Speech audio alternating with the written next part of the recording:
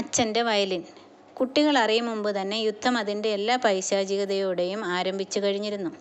ടോട്ടോച്ചാൻ്റെ വീടും ആദ്യമേ യുദ്ധത്തിൻ്റെ സാന്നിധ്യമറിഞ്ഞു. അയൽപക്കങ്ങളിൽ എല്ലാ ദിവസവും യാത്രയയപ്പുകൾ ഉണ്ടായിരുന്നു. മുതിർന്ന ആൺകുട്ടികൾക്കും പുരുഷന്മാർക്കും. പാറിക്കളിക്കുന്ന പതാകകളുടെയും തിളച്ചുയരുന്ന മുദ്രാവാക്യങ്ങളുടെയും അകമ്പടിയോടെ അവർ യാത്ര തിരിച്ചു. കമ്പോളങ്ങളിൽ നിന്ന് ആഹാരസാധനങ്ങൾ ഓരോന്നായി അപ്രത്യക്ഷമായിക്കൊണ്ടിരുന്നു. ടോമോയിലെ ഉച്ചഭക്ഷണ വേളകളിൽ കടലിൽ നിന്നൊരു പങ്കും മലകളിൽ നിന്നൊരു പങ്കും എന്ന നിയമം പഴയതുപോലെ പാലിക്കുക ക്ലേശകരമായി മാറി. അമ്മ ആദ്യമൊക്കെ പ്ലം അച്ചാറും കടൽപ്പായലും കൊണ്ട് ഒരുവിധം ഒപ്പിച്ചു. പക്ഷെ ക്രമേണ അവയും ലഭ്യമല്ലാതായി. എന്തെങ്കിലും ഇത്തിരി കിട്ടുക റേഷനിലൂടെ മാത്രം. എവിടെല്ലാം തിരഞ്ഞാലും മധുരമുള്ളതൊന്നുമില്ല. മിഠായികളേ ഉണ്ടായിരുന്നില്ല. തൻ്റെ സ്റ്റേഷന് തൊട്ടു മുമ്പുള്ള ഊക്കായാമയിൽ കോണിപ്പടിക്ക് താഴെയായി ഒരു മിഠായി വിൽക്കുന്ന യന്ത്രമുള്ളത് ടോട്ടോച്ചാൻ അറിയാം. അതിലുള്ള കുഞ്ഞു ദ്വാരത്തിലൂടെ നാണയമിട്ട രുചികരമായ ഒരു പാക്കറ്റ് കാരമൽ കിട്ടും. യന്ത്രത്തിന് മുകളിൽ മിഠായി പൊതിയുടെ കൊതിപ്പിക്കുന്ന ഒരു ചിത്രവുമുണ്ട്. 5 സെന്റിൻ്റെ നാണയം നിക്ഷേപിച്ചാൽ കിട്ടുന്നത് ഒരു ചെറിയ പൊതി. 10 സെന്റാണെങ്കിൽ ഇരട്ടി വലിപ്പമുള്ള ഒന്ന്. പക്ഷേ യന്ത്രം കാലിയായി കഴിഞ്ഞിട്ടിപ്പോൾ ഏറെ നാളായി. എത്ര പണം നിക്ഷേപിച്ചാലും എത്ര ശക്തിയായി അമർത്തിയാലും ഇന്നതിന് മിഠായി സമ്മാനിക്കാൻ കഴിയില്ല. പക്ഷേ ടോട്ടോച്ചാന് അപ്പോഴും പ്രതീക്ഷയുണ്ടായിരുന്നു. അതിനുള്ളിൽ എവിടെയും ഒരു കുഞ്ഞു പാക്കറ്റ് കാണുമായിരിക്കും. തൻ്റെ ആഗ്രഹത്തിൽ കടിച്ചു തൂങ്ങിക്കിടന്ന് അവൾ സങ്കല്പിക്കും. അങ്ങുള്ളിൽ ചിലപ്പോൾ ഇത്തിരിയെങ്കിലും കുടുങ്ങിക്കിടക്കണുണ്ടാവും. എല്ലാ ദിവസവും തീവണ്ടി ഊക്കായാമയിൽ നിർത്തുമ്പോൾ അവൾ യന്ത്രത്തിനരികിലേക്ക് ഓടും. 5 സെന്റിൻ്റെയും 10 സെന്റിൻ്റെയും തുട്ടുകൾ മാറി മാറി നിക്ഷേപിക്കും. പക്ഷേ എല്ലായ്പ്പോഴും ക്രൂരമായൊരു കടകട ശബ്ദത്തോടെ നാണയങ്ങൾ പുറത്തേക്ക് വന്നു. ഏതാണ്ട് ആ ഇടയ്ക്കാണ് അച്ഛനോട് ആരോ പുതിയൊരു വാർത്ത പറഞ്ഞത്. മിക്ക ആളുകളും സാഹസമാർന്ന കരുതുന്ന ആ വാർത്ത ഇങ്ങനെയായിരുന്നു. മ്യൂണീഷ്യൻസ് ഫാക്ടറി എന്ന ഒരു ഭയങ്കര സ്ഥലമുണ്ടത്രേ.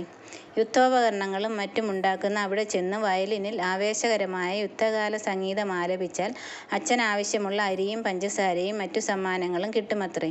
അടുത്ത കാലത്ത് പ്രമുഖമായൊരു സംഗീത പുരസ്കാരം ലഭിച്ച അച്ഛൻ വയലിനിസ്റ്റ് എന്ന നിലയിൽ നാടൊട്ടുക്ക് പ്രസിദ്ധനായിരുന്നു.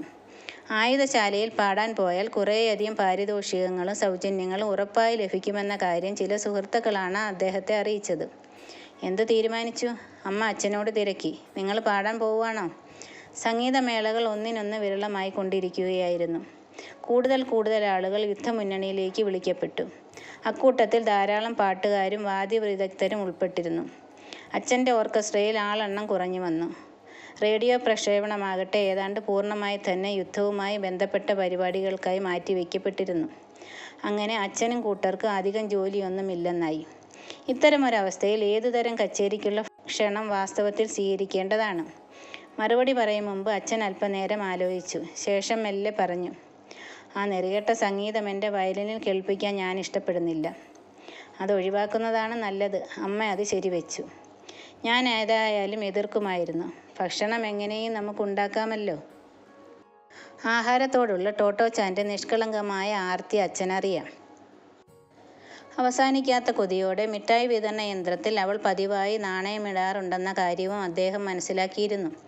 സത്യത്തിൽ ഏതാനും യുദ്ധകാല ഗാനങ്ങൾക്കും കിട്ടുന്ന ഭക്ഷണ സാധനങ്ങൾ മാത്രം മതി ആ കൊച്ചു കുടുംബത്തിന് സുഖമായി കഴിയാൻ. പക്ഷേ തൻ്റെ സംഗീതത്തിന് അച്ഛൻ കൂടുതൽ വില കൽപ്പിച്ചു. അമ്മയ്ക്കും അതറിയാം. അവർ ഒരിക്കലും അദ്ദേഹത്തെ നിർബന്ധിച്ചുമില്ല. എൻ്റെ ടോട്സ്കി, അച്ഛനോട് ക്ഷമിക്കുക, അദ്ദേഹം സങ്കടപ്പെട്ടു. ടോട്ടോച്ചാൻ നന്നേ ചെറുതായിരുന്നു. കല, പ്രത്യയശാസ്ത്രം, തൊഴിൽ തുടങ്ങിയ വിഷയങ്ങളെക്കുറിച്ച് അവൾ അജ്ഞതയായിരുന്നു. പക്ഷെ ഒന്നവൾ മനസ്സിലാക്കിയിട്ടുണ്ട്. അച്ഛൻ വയലിനെ സ്നേഹിക്കുന്നു. ആ സ്നേഹം കാരണം എല്ലാവരും അദ്ദേഹത്തെ വിളിച്ചിരുന്ന പേരാണത്രേ നിഷേധി. പല അടുത്ത ബന്ധുക്കളും അച്ഛനോട് സംസാരിക്കാറേ ഇല്ലെന്നതും അവൾക്കറിയാം. അദ്ദേഹം ഒരുപാട് കഷ്ടപ്പെട്ടിട്ടുണ്ട്. പക്ഷെ അപ്പോഴൊന്നും വയലിൻ ഉപേക്ഷിക്കാൻ അദ്ദേഹം കൂട്ടാക്കിയില്ല. ഇങ്ങനെയൊക്കെയുള്ള അച്ഛന് ഇഷ്ടമില്ലാത്ത സംഗീതം ആലപിക്കാതിരിക്കാൻ അവകാശമില്ലേ? ടോട്ടോച്ചാൻ വിചാരിച്ചു. സ്കിപ്പിംഗ് റോപ്പുമായി അച്ഛൻ്റെ ചുറ്റും നൃത്തം ചെയ്തുകൊണ്ട് ആനന്ദത്തോടെ അവൾ പറഞ്ഞു, എനിക്ക് പരാതിയില്ലാട്ടോ. അച്ഛൻ്റെ വയലിനോടും എനിക്കിഷ്ടാ. പക്ഷെ പിറ്റേന്ന് ടോട്ടോച്ചാൻ തീവണ്ടി ഊക്കായാമയിലെത്തിയപ്പോൾ ചാടിയിറങ്ങി. മിഠായി യന്ത്രത്തിൻ്റെ വിടവിലൂടെ ആർത്തി പൂണ്ട് നോക്കി. എന്തെങ്കിലും അതിൽ നിന്ന് പുറത്തു വരാൻ അസാധ്യമായിരുന്നു. എന്നിട്ടും അവൾ പ്രതീക്ഷയോടെ നോക്കി. അവൾ നോക്കിക്കൊണ്ടേയിരുന്നു.